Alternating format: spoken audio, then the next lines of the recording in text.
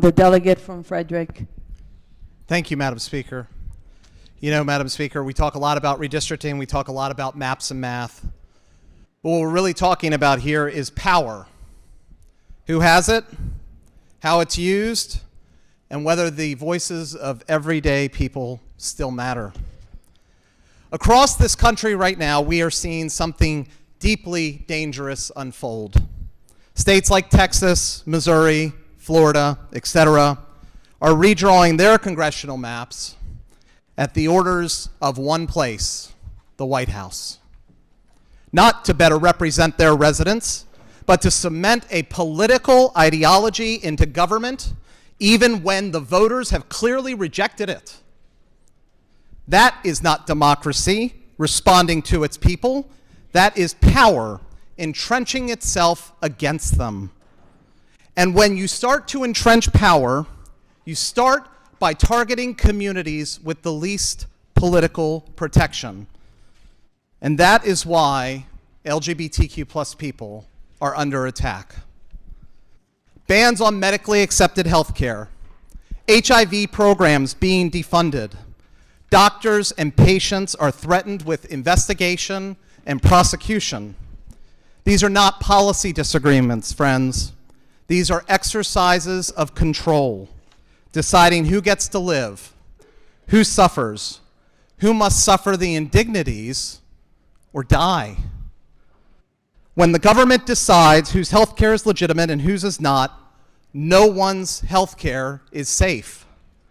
The federal administration is restricting public spaces, bathroom bans, ID rollbacks, unnecessary travel burdens, and even homelessness shelter exclusions.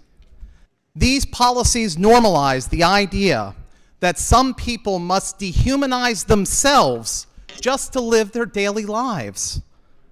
Identity policing won't stop with queer people. It becomes a tool that will be used against all of us. Civil rights protections are being hollowed out. Laws still exist on paper, but enforcement, it's selective. Speech is restricted, books banned, art and expression are being criminalized. If rights are optional, they are not rights. This administration labels queer people unfit to teach, untrustworthy to serve our country, and mentally unwell. That is not about safety. That's about redefining citizenship. The administration is deliberately sowing suspicion, moving us all one step closer to loyalty tests.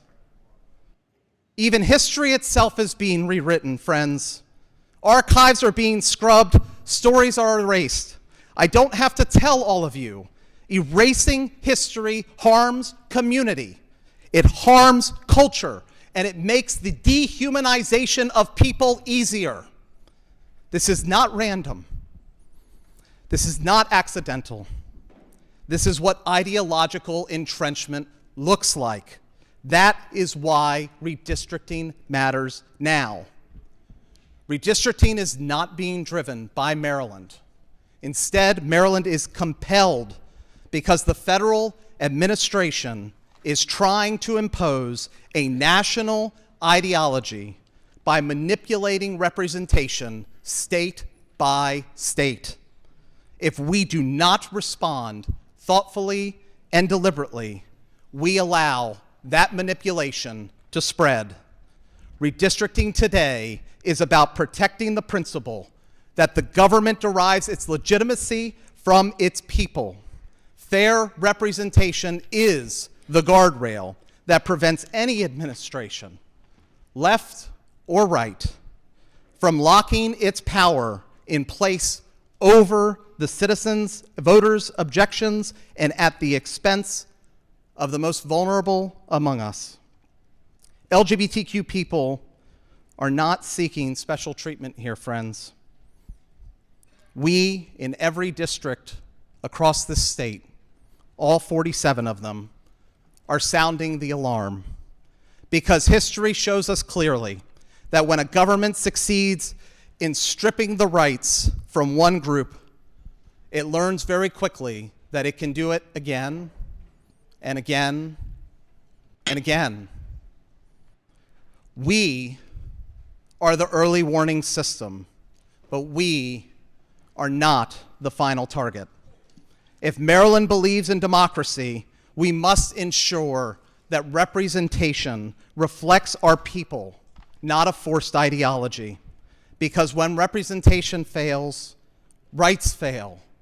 And when rights fall for one group, they fall for everyone. Thank you, Madam Speaker.